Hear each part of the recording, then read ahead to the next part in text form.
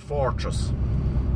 When the Vikings came marauding and raiding around the coast of England and Ireland from about the late 800s onwards, one of the things they always did was they made their base on islands.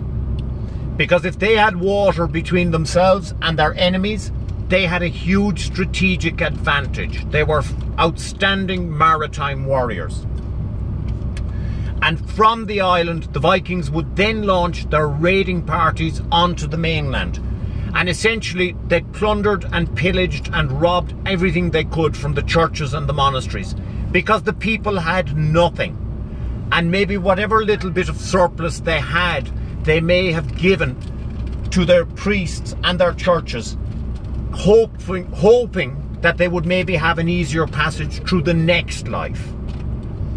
And say that one more time. They give it to all their who? They would give whatever little bit of surplus income they had to their priests and their churches. The Vikings would? No. Oh, sorry. The locals. The locals. In the hope that they would have an easier passage. Hello maybe. Again. How are you? I'm very well, thanks. 3 remaining. Thank you. Thank you. That they'd have an easier passage maybe in the next life than they had in this hard existence they had here. So this little village is the largest village on the island. This is the village of Knightstown. And Knightstown is an unusual name compared to all the kills and the ballies that we saw already as we travelled through Ireland. And the name of the town here comes from the English attempts to control the remote western and southwestern areas where they didn't have any forts or garrisons until maybe the 14 or 1500s, whereas they had been invading Ireland from the 1200s.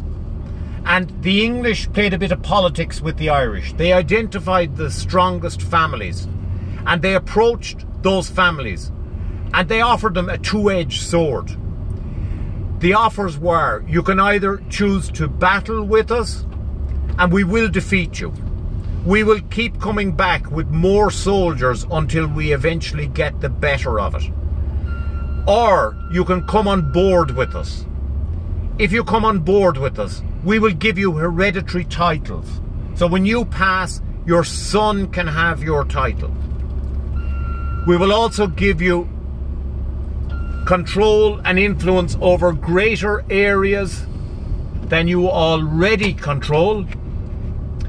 And of course, while we're at it, we will need somebody to collect taxes on behalf of the Crown. That'll be your job, but you'll be paid a commission for that.